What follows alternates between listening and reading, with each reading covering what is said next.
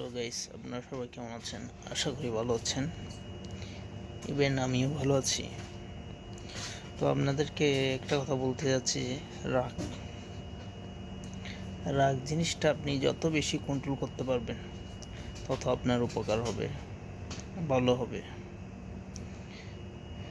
কারণ রাগ জিনিসটা এত খারাপ, এত জঘন্য বলার মতো না।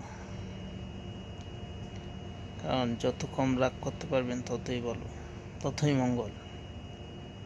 কারণ আমি একজন নিজেই রাগী মানুষ, যেটা সত্যি কথা। কারণ আমি রাগ করে অনেক কিছু থেকে লস হয়েছি, যার কারণে সেটা আমি জানি। আমি বলবো আপনারা রেগে যাবেন না, নিজেকে কন্ট্রোল করুন, নিজেকে রাগটা কন্ট্রোল করতে শিখুন।